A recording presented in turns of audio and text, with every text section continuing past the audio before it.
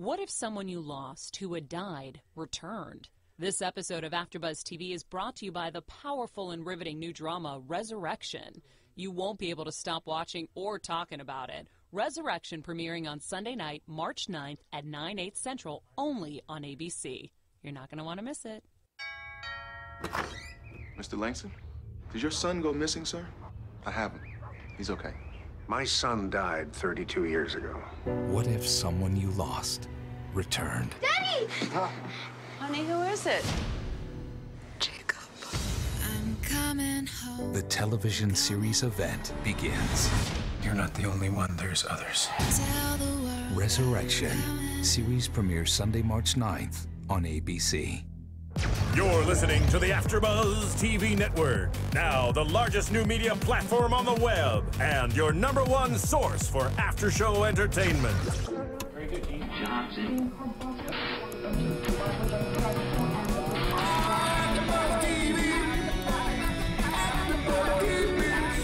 The AfterBuzz Studios in Los Angeles, California. Presented by Maria Menounos and streaming live thanks to Akamai Technologies. This is AfterBuzz TV's Once Upon a Time in Wonderland After Show. We'll break down tonight's episode and get you all the latest news and gossip. And now, another post-game wrap-up show for your favorite TV show. It's AfterBuzz TV's Once Upon a Time in Wonderland After Show. Hello, everyone, and welcome back after a very long hiatus to Once Upon a Time in Wonderland's AfterBuzz TV After Show. I'm Tiona Hobson, and joining me tonight, I have my awesome co-host, engineer extraordinaire. Hello, everyone. I'm Marisa Serafini. And I'm so excited that Once Upon a Time is back. How about you? I'm so excited about this because not only is the show back, but the original Once will be back on Sunday. So I know. It's like a double dosage of just everything that you could ever want in the fairy tale aspect. I completely agree. The Once community is back. We're all uniting, and I'm so excited to talk about this episode. But before we actually do that, I want to tell you about another great ABC show that's starting. Obviously, you heard Maria at the top of the episode, and you heard a little preview of this new show called ABC Resurrection. Yeah, so imagine if someone you knew that had died, whether it's a grandmother, a grandfather, a father, a mother, anyone, all of a sudden returned. Doesn't that sound pretty interesting? That sounds crazy. I mean, family members who you loved at one time, they're all coming back. I mean, what would you do? I'd be baffled. Yeah, I mean, that's exactly what's happening in this small town called Arcadia, Missouri, on ABC's new drama called Resurrection. Residents of the town who have passed away are all of a sudden coming back. Yeah, and you know what? The story actually starts with this 8-year-old kid named Jacob. He wakes up in this rice paddy field and gets found by this agent, and he died 32 years ago. And his parents are completely confused. Like, their kid just showed up back on their doorstep. Yeah, that's pretty crazy. But what a fun premise to a show, you know? And of course, the mystery is going to deepen as more and more people start returning out of nowhere. Yeah, and you know what? The previews are crazy because I've seen the billboards and previews on TV. They're so intriguing and so dramatic that I was like, oh, what is going on? You know, like, and it makes me question, how do these people who are being resurrected and coming back, how do they fit back into this world? Like, because this world has moved on since they died. What are they going to do? How did they get back? How do they keep up with technology? And these are all the questions that are going to lead to a lot of water cooler talk, which of course is what we here at AfterBuzz TV are all about. So everyone's going to have their own theories on what's going on and what is happening on the show. So it'll be very exciting. And the great thing about the show, because it's so new, such a new, intriguing concept, it's nothing that we've seen before. It's not aliens or zombies that come back to life. It's nothing like that. And it seems like a brand new show that's covering something so intriguing. What do you think? Yeah, I just want to know when it premieres. Oh, you know what? That's a great question because it actually premieres this upcoming Sunday, March 9th, on ABC at 9/8 Central. Once again, that's ABC's Resurrection premiering Sunday, March 9th, 9/8 Central. Well, I definitely know where I will be. Oh, and I know where I'm going to be, and all of us AfterBuzzers should definitely check that out that night. And also, we are doing the Resurrection AfterBuzz TV after show here. So once you watch that, you should come back here in AfterBuzz and check out the after show too. Do as Marisa says, everyone. Yep, I think so. All right, so let's get into tonight's episode of Once Wonderland. We're going to start with Lizard because I was not happy to see her back. Oh, you know, it wasn't that, like, I wasn't unhappy that she was back. I was just like, okay, she's going to stir up some trouble again because she seems like the troublemaker the first time we were introduced to her. Yeah, I mean, and, you know, it's been such a long time since we saw her, and I know on our panel we've been talking about what happened to Lizard. You know, she was there for an episode, and then she hasn't been seen or heard from really ever since. But, I mean, we know that the last episode we saw, in order to save Alice's life, Will uses his last wish and ends up in the genie bottle, so he's now a genie. And so, of course, you know, as luck would have it, as they say, Lizard is the one to come across the genie bottle, and so then she has 3 wishes from Will. Yeah, and you know what? Will was actually pretty lucky that it was Lizard that picked up the bottle. It could have been some other random person who was like really evil, conniving. They could have used Will in so many bad ways. So he was lucky that someone that he knew, who might actually be a good person, and it seems like Lizard is. She's on the good side.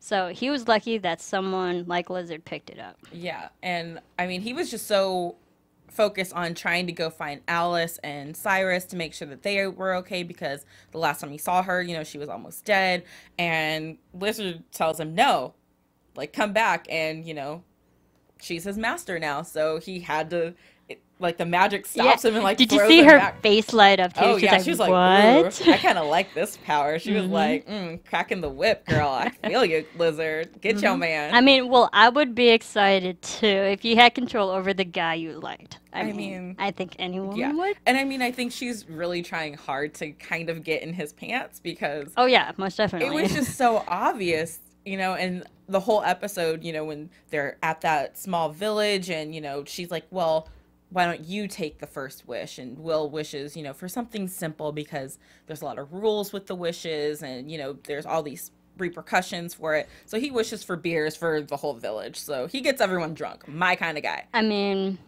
beers, he's such a guy. But the thing is, like, okay, well, you're a good person, you know. I mean, I'm not sure if Will really knew if he was in such a impoverished community that, I mean, I guess he can understand that they're in a more poor town and whatnot. But beers, I mean, you could have done so much. It's like, yeah, wish for prosperity of food and all that and harvest. Yeah. I think beers. Beers. Let's celebrate with beers. He was just kind of thinking, I just got out of the bottle and I'm a genie now. He was in the bottle for what, 2 minutes? I know. A lot of genies end up stuck in those things for like hundreds of years. Downstream 3 rocks and then someone picked him up. And I loved that she was in a towel when she got to him, so it was already extra flirty where she's like, ooh, hello. And he's just like, sup, girl, like she's one of the guys. Just completely unfazed that there's a naked woman in front of him. But, you know, I took it as, I wrote this down in my notes because I just was not really feeling Lizard at the beginning of this episode. But, you know, Will's getting drunker and drunker, having more beers, and she's kind of not. So I was like, is she getting him drunk so that she can take advantage of him later? Maybe I never thought of that. That's where my mind went. But no, but the thing is, like, Will was the one who wished for the beers, not Lizard. Yeah, but then Will was the one drinking, saying that he's probably going to have a hangover, which wasn't her fault. It was his own fault. So I think that was more Will's doing than she could have taken advantage. Yeah, she didn't do anything to stop him. But I did like, you know, where she, you know, Will kind of figures out that something's going on because she's, you know, in their little cabin that I don't know how they... I would say in motel their room. Motel in. Their quarters. their living quarters. There's that accent again. You know, I missed the accent. Yeah. It's been, what, 3 months already? Yeah. Goodness. Welcome back. So they're in their little living quarters, and Will's like, well, why aren't you out here partying with everyone? And she's like, oh, no, I want to stay here. He's like, oh, there's a guy. Isn't there? And she's kind of like, well, maybe. And then he's like putting it together, but still not putting it together. Such a guy. Like, just open your eyes. I know you see her as one of the guys, but she's like, no, I don't want to tell you who it is. And he's saying all these things that are like, oh, any guy would be lucky to have you. He's dumb if he doesn't like you back. And I was like, he's a blind idiot. Blind idiot. I'm like, oh, you're setting yourself up so bad for this. The irony, that was funny. But I got to mention the cinematography and just how they blocked the two. And then, like, when Will was looking out the window over her shoulder, like, just showing that she just really wanted to be next to him. Because it's obvious that he's so comfortable with her, that he is that close to her. And, you know, she obviously is feeling something, but he's just not seeing her in that light. And we know that, you know, one of the things I wrote down too is that, you know, I forgot that he, you know, doesn't have his heart. Yeah. You know, so it's like, okay, well, maybe if he had a heart inside of him, he would feel a different way. And or he would feel anything. And I forgot that too, that I had that realization during the show. I was like, oh yeah, that's right. He can't really have those real emotions. And also that just being next to Lizard, just like, it feels like he was just so jaded after Anastasia leaving him, so maybe that was just another thing. He wasn't really looking for anything. But I did like that she got to have, that Lizard got to have her little Cinderella moment where, you know, that was awesome. You know, she asked Will what he looks for in a girl, basically, and he describes, you know, this feeling and like fireworks and all this stuff, and she's like, I wish for that, like, that's what I want. And she did the little twirl, and she got all cleaned up and looked all cute. She looked hot. She was hot. I'm just saying. That white dress for like the innocence of the moment and everything. I was like, oh my gosh, this is so perfect. And then, you know, the whole time I'm screaming like I'm watching a romantic comedy. Just tell him how you feel. He doesn't get it. Just say the words. And finally, say this was all for you. Yeah. Finally, she says it, and he's like, I'm sorry. I can't feel that way for you. And at that moment, I was questioning if she knew about his heart being locked away. Because I don't know. Because was she present during that whole time? Yeah, because we haven't seen a lot of their background together, you know, like their past. We know they're great friends and that they're good buddies, but we haven't seen them together. So I'm wondering, when someone tells you, oh, sorry, I can't feel for you like that, if she's thinking in her head, like, oh, it's because I'm not good enough, instead of, oh, because you don't have your heart inside your body. And it might be that way, and it also just reminds me that, like, that the common girlfriend boyfriend, you know, they're just really good friends of the opposite sex, and then like eventually you get to that point where one likes the other and the other doesn't realize that. And I mean, as many times as that has happened throughout movies and TV shows, you still feel in the end. Yeah. You feel bad for them. And you still feel bad for them, and you want it to end a different way, and then when it ends the other way, you're like, that's not real life. So you get mad. It's like, why? So after Will tells her, you know, that he can't feel that way about her, she says, and I'm not sure that she meant it as a wish. No, she did not. She did not mean it as a wish, but she said, I just wish you could feel something for me. And then he starts going back into the bottle, and she collapses over and has a slow and dramatic death on the ground. And that and I was like, just like that? Like, she's gone? I don't know how to feel, because I didn't ever really like her, but then for her to just drop dead all of a sudden was very traumatic for me. I know, I agree, and I felt like that was such a... She didn't have enough time to really... I mean, she's only been in the show for, what, 2-3 episodes? Yeah, 2 or 3 episodes. And so it was unfortunate for her character that we didn't get as much time to really build that relationship for us to really feel for her. And, I mean, yeah, the way she ended and the way she went was very heartbreaking. Yeah. Just like, oh, she had to die for Will to feel anything. That was sad. Yeah, and you could see him, you know, in the bottle, like, unwish it, please, please. And she's like, I just wanted you to feel something. And she dies, and he's like, no. And at that moment, I was kind of like, dude, are you more sad that she's dead or that you're back in that bottle and you don't know who's going to get you next? I wouldn't really say that. I think right then and there at that moment that he really did feel something. That was the thought of someone else taking over him was his last thing on his his mind. But it's just kind of sad that, you know, she had to die in order for the man that she loves to live, to feel anything towards her besides just the awesome friendship that they had.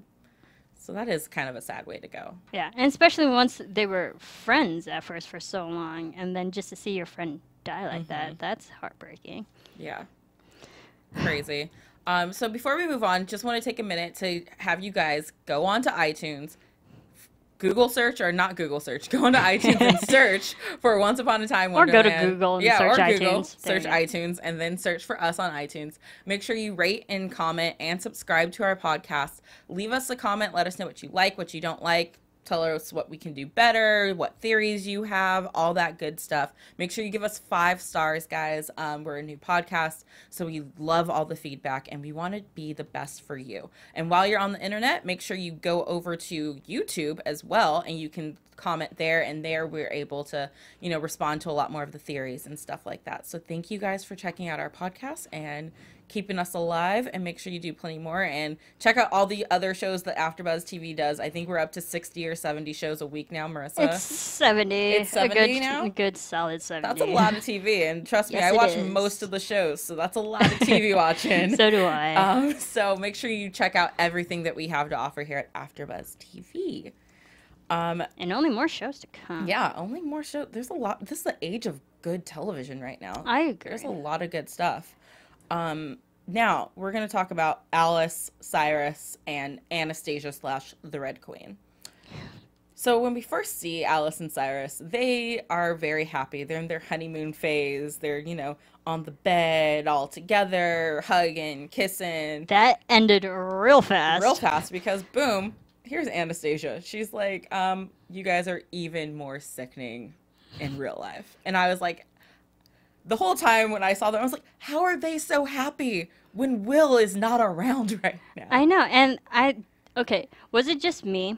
But then I gotta ask you, was it just me, or did you feel like Alice was really negative in this episode? She was. And I was wondering if it had something to do with the way she was saved.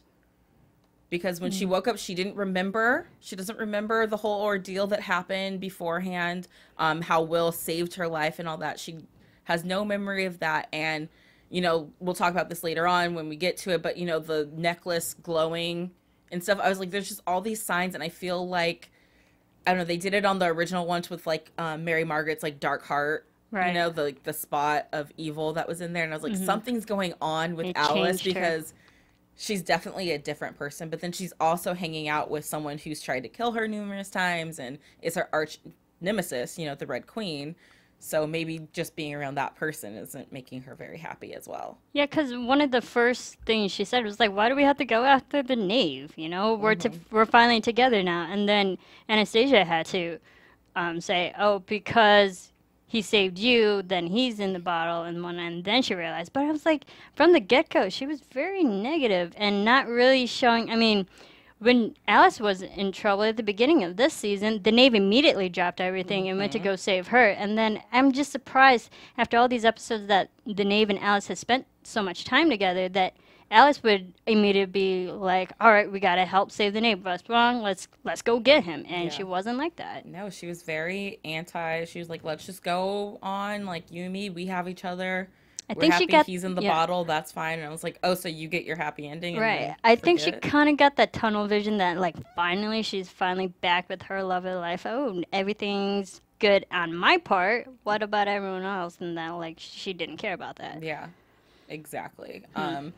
And then, when her and Cyrus were walking in the woods because, after they convince them that they have to go after Will, they're walking in the woods and they're just talking. And she's mentioned something I can't recall off the top of my head, but it was about, Cyrus asked her how she got brought back into Wonderland in the first place.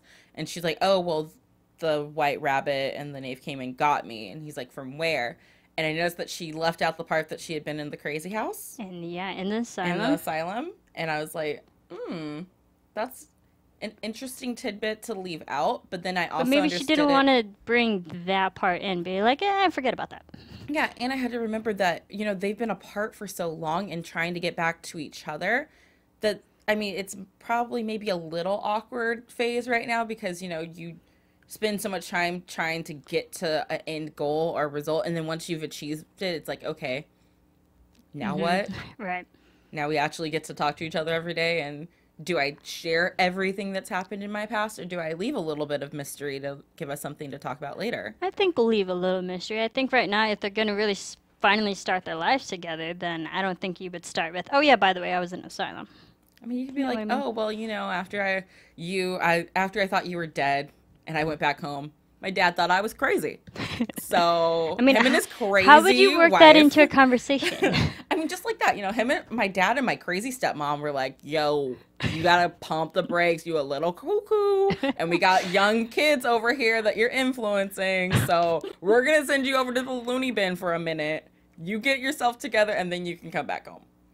Yes, I hope their future conversation is exactly like that. I mean, a girl can dream. I mean, that'd be funny if they actually went that direction. Yeah. Just saying. Just saying. Okay. But anyways, so while they're talking about this, they turn around and the Red Queen is gone. Alice immediately is like, oh, well, she left us and I knew this was going to happen and this is why I didn't want to come in the first place. You can't trust her. You can't trust her, which okay, I get it. Because, you know, this is a person who has screwed you over numerous times. Yes. And someone who's come after you for the littlest thing. So it's hard to trust. But Alice usually gives a little bit of leeway with people that she's working with. And she wasn't giving any of that this week. I know. But Alice immediately forgot the fact that Anastasia just saved her life. Mm-hmm. She gave all of them, Knave and Will, all that...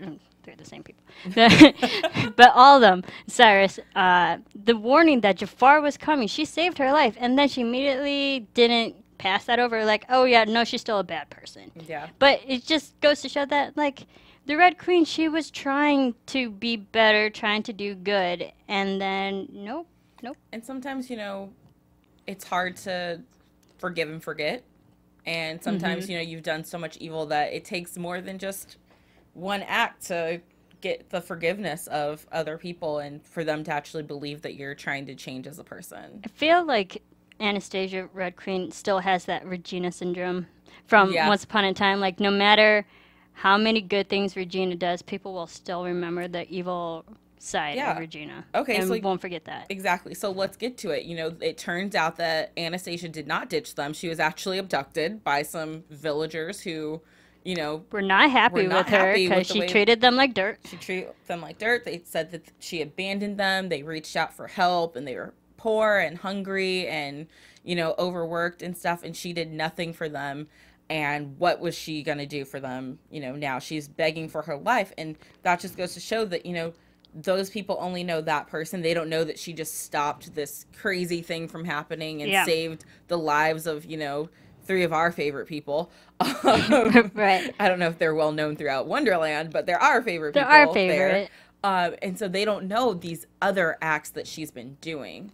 And I think that's the great thing about the Once franchise series. You know, they make us feel for the bad guy. And they do it so well with Regina and Once, and then they're doing it really well with Anastasia, Red Queen, because we've seen as an audience that she's trying to change her ways, but other people haven't. And that just makes us feel better, more so for their character. Yeah. And then also to go with this part, because I feel like it's going to come into play later, Cyrus, when he puts together that the queen maybe didn't just wander off because he finds like a piece of their clothing and stuff. Okay. He does magic. But, okay, yes, he does magic, but how amazingly fast did he find all those 3 items that he needed for this location spell? Yeah. That was within 10 seconds. Yeah. I'm like, if you're going to look for specific things like that, good chance it's going to take longer. But it is a show. They're in a time rush. They're looking for the Red Queen. And I'm like, all right, I'll let that pass. And he let out another interesting tidbit about his family because, you know, he started talking about his mom. Alice was like, I wish I could have met your mother. And he says that his family has been lost to me for a long time. And when he said that, I was like, ooh, he did not say his family has been dead for a long time. Yeah. He said they have been lost. So he never said that his mom's not alive. That's all I'm saying. That is very true. And I don't think that we've seen anything that suggests that We haven't seen Cyrus's backstory, have we? Not really. No. We've seen a lot of Jafars. Yeah, we've seen a lot of Jafars, but we haven't seen anything from Cyrus. So I feel like that's coming up. And, I feel like it too. You know, they're setting the stage. So I was like, okay, I definitely wrote that down because of like, this is going to be important later. And it actually turned out to be. So they go after, they find this village clan that has Anastasia, and she's pleading for her life, and she's like, I'm worth more to you alive than dead, you can hold me for ransom. And this was maybe the saddest moment where I felt so incredibly bad for this woman who has done so much evil and so much wrong, which is just like Marisa's been saying, the brilliance of the writing on these shows. They ask her, who would we contact to get some ransom for you, who would care? And she can't think of even one person who would come to her rescue in that moment. No one. Imagine having no one there for you. You used to run the whole land. I almost called it a country. The whole land. You were the ruler of that whole thing, and not a single person who worked under you or with you would come to rescue you. Yes. And then and then the one person who you dedicated your life to destroying her life and the love of her life is the one who comes to your rescue. Mm-hmm. Wow. That's some crazy stuff. Like, I know. That does not happen in the real world. But I loved how it was Cyrus being like, well, we will. Yeah. I mean, such a good guy he is. Even so, like, happy, like, we're gonna do something, and then we're gonna save her. The next moment, they're all tied up. Oh my god, I love that because it just it so reminded me of Star Wars, and we know that the creators of Once are humongous Star Wars fan. The good thing is, because I'm a huge Star Wars fan too, and it just reminded me of Attack of the Clones. If you remember, if Obi-Wan's in trouble, he's tied up to a pillar, and then Anakin and Padme, they go to save Obi-Wan, and then they fail, they get captured, and then they're tied up as well with Obi-Wan. So it was very much the same fashion as Star Wars. That like the two go after someone who's captured and needs help, then they end up getting captured too and being in the same sticky situation. So, I mean, there's that, you know? They're tied up, and I'm going to say this wrong, the Momroths? I believe it's like Momrath. Yeah, I put on the subtitles so that I could write down the spelling. Yeah, Momraths. Yeah. We're coming for them, which are like the night creatures that come out and have been terrorizing this village of people forever, and, you know, the Red Queen didn't care about, and they looked hungry. I will say that much. And you know what? Momraths are actually in the Alice in Wonderland storyline, too. Oh, okay. Yeah. I did not know that. Thank you, Marisa, our resident Alice in Wonderland person. But they were really scary. They were terrifying. They were like wolf-like. Their eyes, they're wolf-like. Their eyes were yellow. That was like the only thing you could see. This scene, actually, there was two things tonight that reminded me of this. Hunger Games. This scene kind of reminded me of like when the tributes, you know, after they died, and then they sent the big wolves at the end. Right. The first one. The mugs. Yeah. Like with their eyes in it. I don't know why. Like for some reason, as they were like crawling and inching towards them, I was like, ooh, that's a little scary for me. I love the Hunger Games series. I just bought Catching Fire today. Yeah. I digress. But this is where the weird thing happens. As they're getting closer and they're struggling, trying to get their hands free, Alice's necklace starts glowing because they're trying to get the lights out because that's what they're attracted to. So they get the fires out, and then Alice's necklace is still glowing, and so that's what these things are coming after. And so they're like, throw it. So she throws away the necklace that, you know, she's been clutching onto forever. Well, it was the symbolism of her and Cyrus. But now that they're finally together, she really doesn't need it. She doesn't. But why did it start to glow? Because it's supposed to glow when they're near each other, right? Because that's how they knew that, you know, the other one was close. But they've been together all day, and that thing had not been glowing. That's true. So then when these things were coming, it started glowing, and I was like, what does that mean? Or what triggered it? Yeah, what triggered it? It could have been something else that triggered it. So who knows? That's a very good question. Yeah, you know, there's so many questions that come up. So after they get free, this was a cute scene too when, you know, they finally are, Alice and Cyrus finally have a moment alone together, and he's like, I know you had to give up the necklace and you didn't really want to, and you're holding on to it, but that's our past, and I think the last time we were together, I was in the middle of asking you something.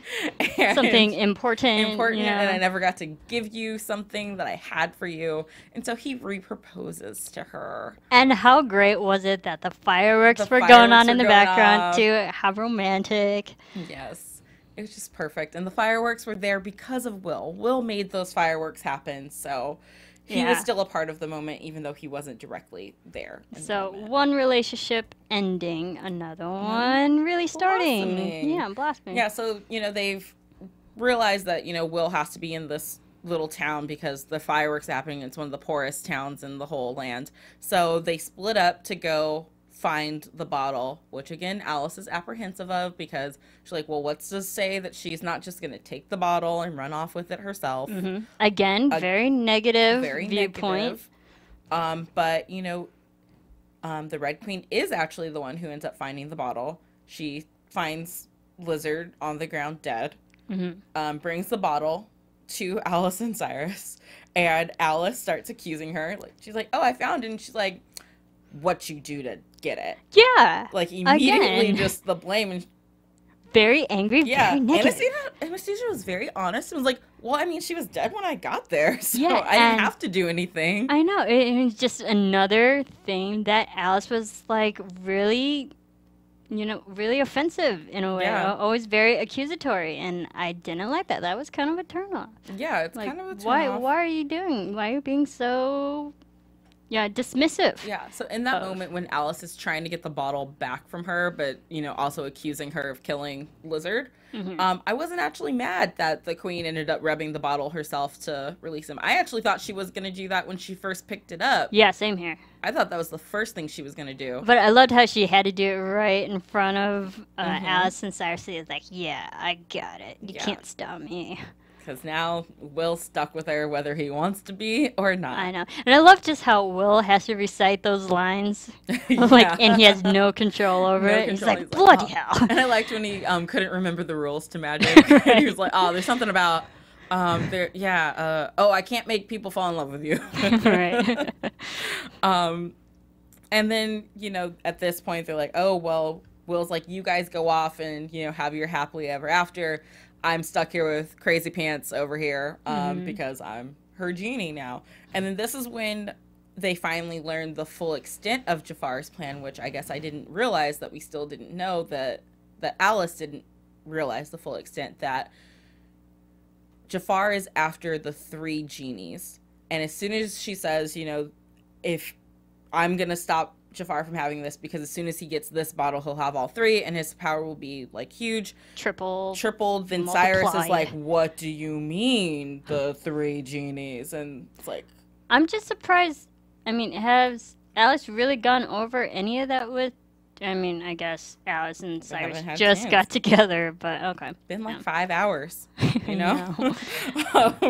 But, you know, we learned that Cyrus was put in the bottle, at the same time as his 2 brothers. So the other 2 bottles are his brothers inside there. We don't know how long Jafar has had them, how long they've been just cooped up in that bottle. Hundreds of years. Hundreds of years. Cyrus was looking for them and just assumed that they were gone forever. Were lost. Lost forever.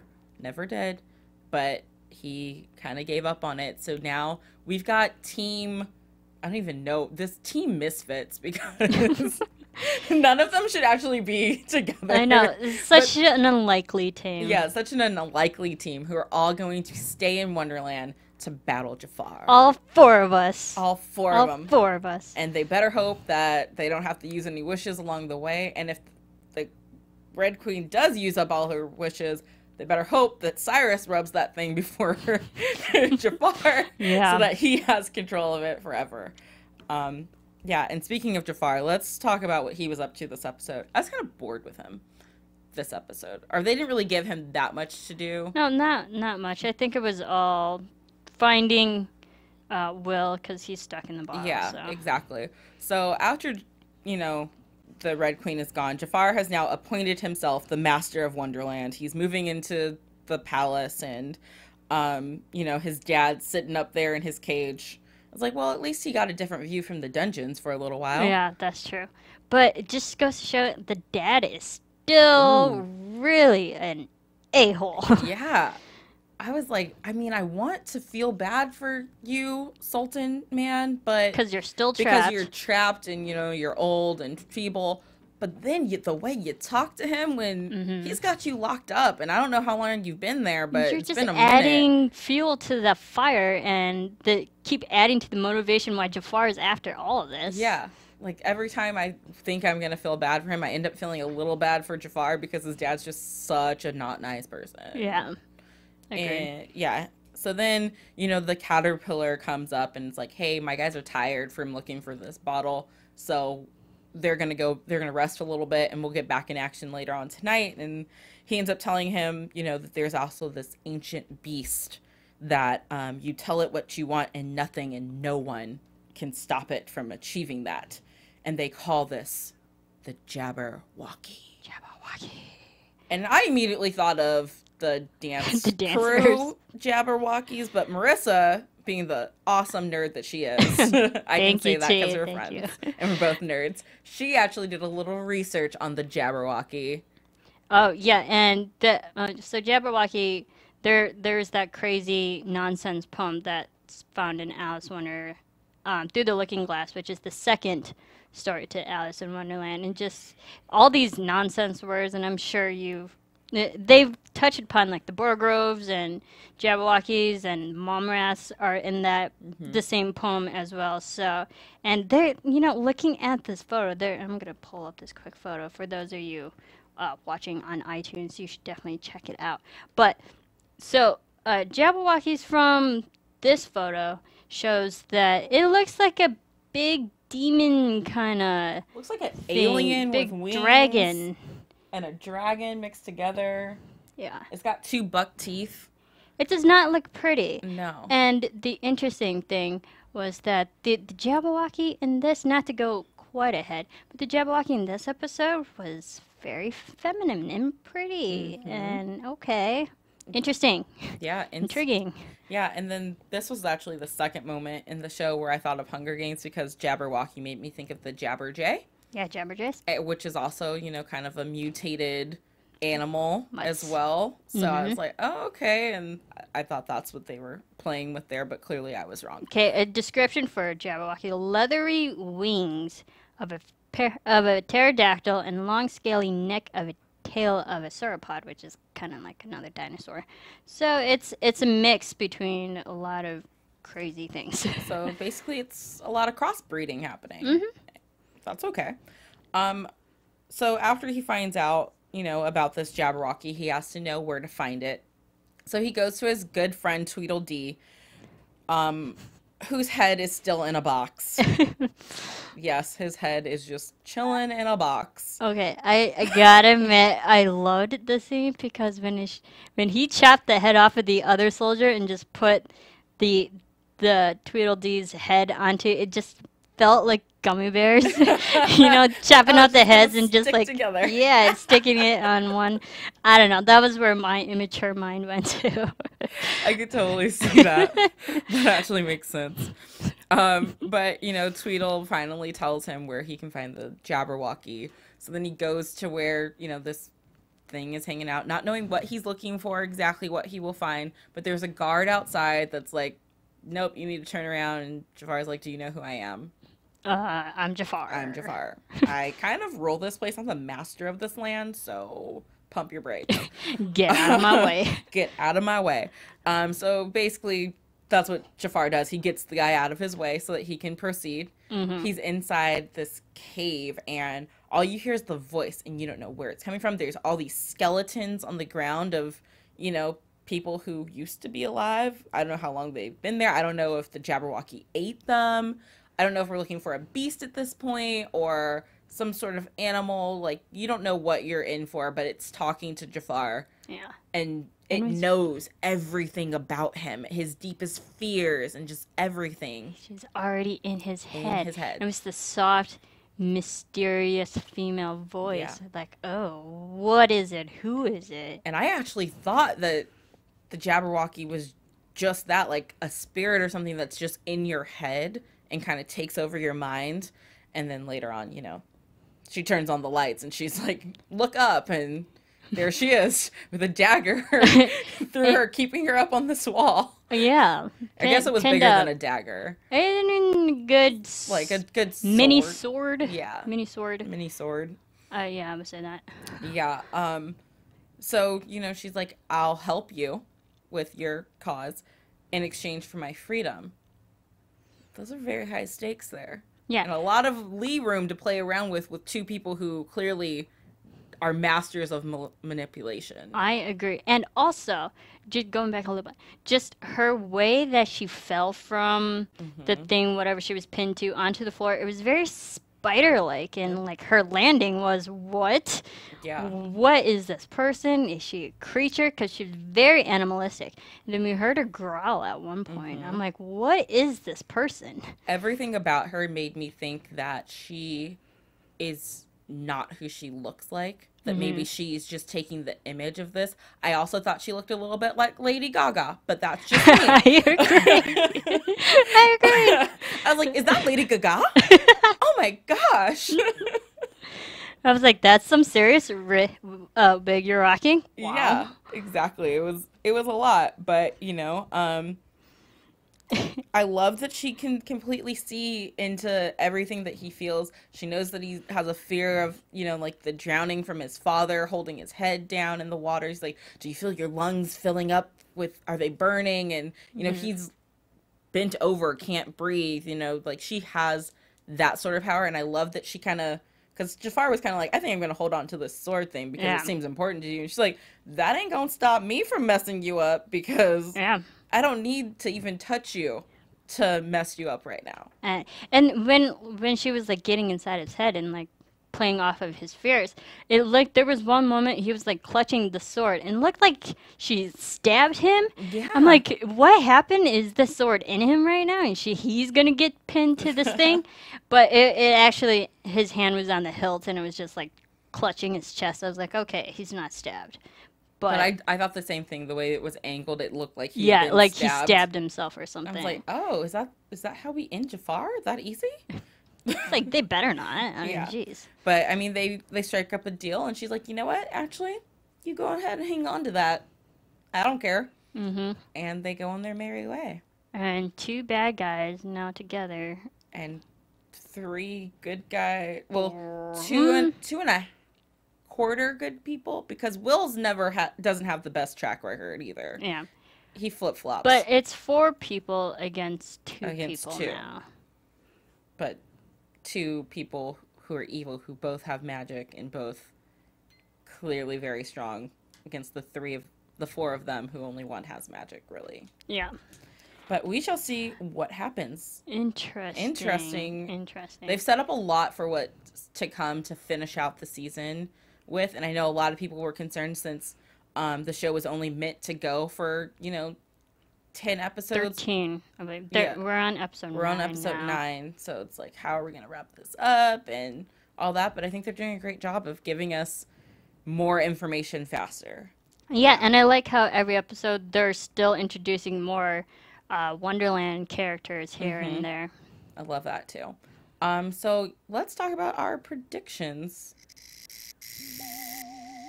And now, your AfterBuzz TV predictions. So I had a thought while we were talking about this, and I kind of wrote it down. Okay. So we know that the Red Queen is the master of the genie now. And that she loves Will, and Will doesn't love her and doesn't want to give her the time of day. I know Will can't make people fall in love with each other, but could she wish for his heart to be back? Maybe. And then he'd have to deal with his feelings for her? But also, when Will was granting wishes to Lizard, he says, well, I can't make someone fall in love with you, but I can make something else happen, like them noticing you. So what if Anastasia wished for Will to notice her again in the good ways, good positive Forget light. about the bad things that she did and mess with his memory. Oh. What if that happened? Can you use wishes on a genie? Like, can you do stuff to the genie, you know?